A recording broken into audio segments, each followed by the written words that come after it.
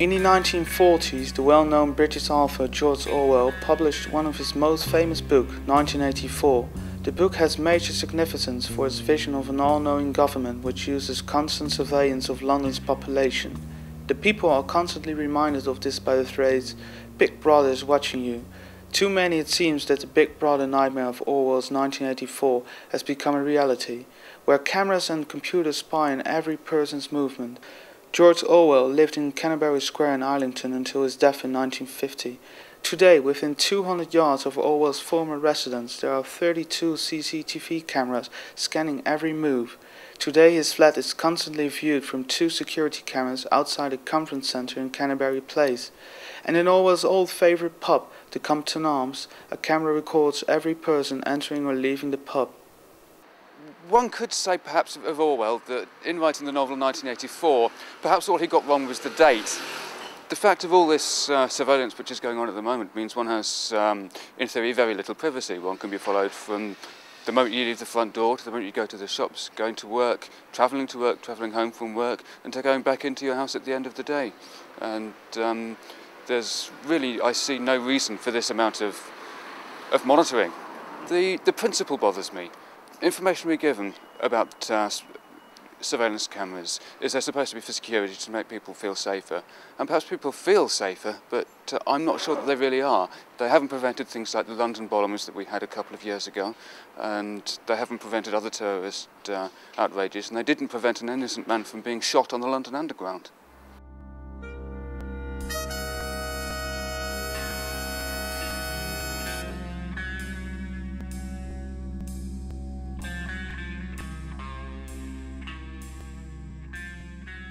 I didn't realise I was captured that many times a day. I don't feel like it's an invasion of my privacy, but then I've got nothing to hide. So maybe if I did, I would think it was, but I don't feel like Big Brother's watching all the time or anything like that. If it's going to help catch criminals, why should we worry about the privacy of it, really? There's no need, is there? You're not worried about it yourself because you've done nothing wrong. I have quite a lot of knowledge of surveillance and cameras. I know this country, for example, has more surveillance cameras than any other country in Western Europe. Something like 1 camera for every 4 members of the population, and that's very, very high. And I feel a bit uncomfortable about it. I'm all for liberty and freedoms, but if the government is doing something other than trying to solve crimes with them, I'd have a huge problem with it. If they can help the police solve crimes, I don't see anything wrong with them. And if you're not committing a crime and you don't have anything to worry about, then why would you really even care? I think there's a growing awareness of cameras, and I don't feel that there's a great desire for them. People perhaps aren't necessarily seeing the expense yet in higher council tax bills, for example, because they have to be paid for from somewhere. And that money could be put into greater rates of detection and into intelligence work prior to crimes being committed.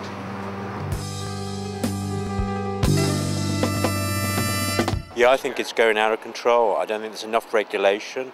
I don't think it's given sufficient public discussion and support.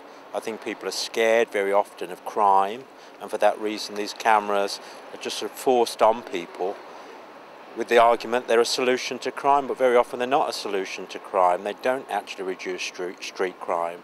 Street crime is going up. We have more cameras at the same time. There's a balancing act, I think, to be had between what we need to keep us safe and what is an excess on intrusion into privacy. So it is finding that balance that's important, I think, for everyone. You don't want to be like, tracked as a criminal, just stopped on the street, just for, missing a few hours of your driving penalties, or, not being able to get the right connection on your mobile phone to pay your car parking. I think it's just a step too much, really. It's just more about making money. you can't surrender all privacy just for security. If we did that, we'd allow cameras in our houses as well. So I don't think it's really respecting the civil rights of the individual. Well, how private are you? You're in the middle of London with so many million people around you, so your privacy is in your own space, your own home, that's fine. So long as that's not interfered with, then I don't see any problem there. It's not the case in France. I'm coming from France and Paris very specifically, and we have not the same development of the cameras in each street in the town. I think it's, in my opinion, a very dangerous phenomenon. To me, I think they're a good thing, providing they're in the right places at the right and time. catch the right people. Obviously, I think they're a jolly good idea. Jolly good. Yeah, I think so too. Often cameras are a sort of lazy response to tackling crime, when really there should be a bit more creativity in trying to find other ways of tackling crime and terrorism. And we're fighting terrorism in order to preserve freedom. And you don't preserve freedom by introducing lots of cameras and reducing people's civil liberties and scope for free action without surveillance. They have helped in security issues, and I think they do help keep us safe. But I think the trust in the authorities that hold the information, that's critical to the success of them. Cameras do make me feel safer when I see them everywhere, but I mean, I don't know how big a deterrent it is, because they're not exactly great quality, and I don't know if they can pick up everything, but I mean, I think it's better to have it than not to have it. Even if it is just 3%, if it can help 3% of people, I think that's wonderful. Actually, there was an abduction in Florida, and this was probably a year or two ago, where a little girl, she might have been 10 or 11, was walking home, and it was by a car wash that had cameras all around it, and they solved it pretty quickly. Unfortunately, she was dead by the time they got to her. There needs to be a certain amount of security. That's when it comes down to the trust in the authorities. Do you have that trust?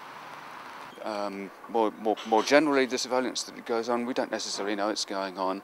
From cameras observing people going about their daily business in the street, there must be far more information than can possibly be used by anybody. So what's the point of it all being gathered?